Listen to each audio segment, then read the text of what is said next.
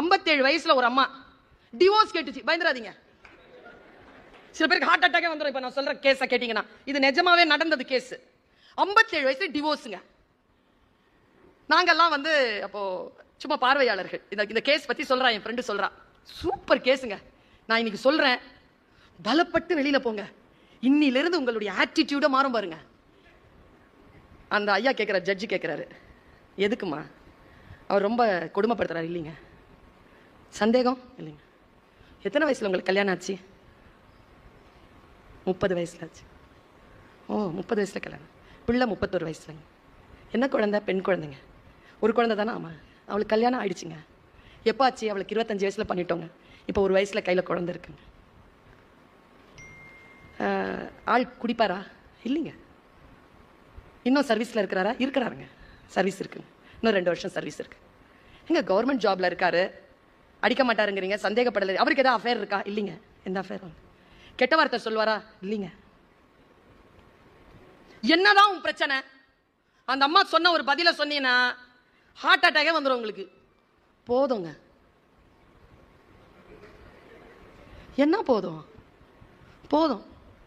என்னம்மா போதும்? 27 வருஷமா முடியலைங்க. செக்ஷுவல் டார்ச்சரா? அதெல்லாம் இல்லைங்க. நல்ல மனுஷங்க. வேற என்னம்மா போதும்? அவர் சம்பாதிக்கிறதுல அம்மா விட்டு கொடுத்துறாரு? இல்லைங்க. ஃப்ரெண்ட்ஸை கூட்டிட்டு கூத்தடிக்கிற? இல்லைங்க. வேற என்னங்க பண்றாரு? எங்க கல்யாணம் ஆன அன்னிலிருந்து ஒரு பழக்கங்க அவருக்கு. என்ன? காலையில் 4 மணிக்கு எந்திரிப்பாராங்க, வாக்கிங் போவாராம். வரும்போது பால், ஃப்ரெஷ்ஷு காய்கறிலாம் கொண்டு வந்துடுவாராம். காலையில் அன்றைக்கி நைட் அரைச்ச மாவில் இட்லி, ஒரு சட்னி, ஒரு சாம்பார், ஃப்ரெஷ்ஷாக காஃபி வந்து ஃப்ரெஷ்ஷாக அரைச்சி தான் போடணும் காலையில்.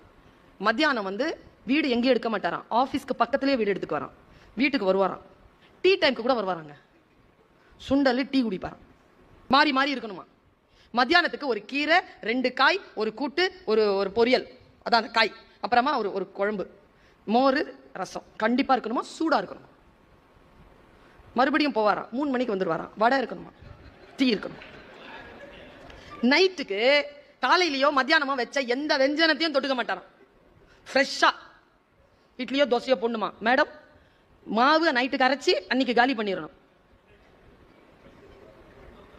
போதும்ன்றுச்சுங்க அந்த அம்மா.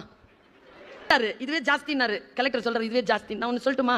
அந்த கேட்டாருங்க அந்த ஜட்ஜு, இவ்வளோ நாள் எப்படிமா சமாளிச்ச? பொண்ணுக்கு கல்யாணம் ஆகணுங்கிறதுனால அமைதியா இருந்தேங்க. வாழ்க்கை என்பது அற்புதமானது. முன்னால் இருக்கின்ற மனிதர்களுக்கு நாம் தரக்கூடிய வாழ்க்கையா, விட்டு கொடுக்காத ஒரு வாழ்க்கையா? நான் இந்த வார்த்தையை மட்டும் சொல்லிட்டு போறேங்க.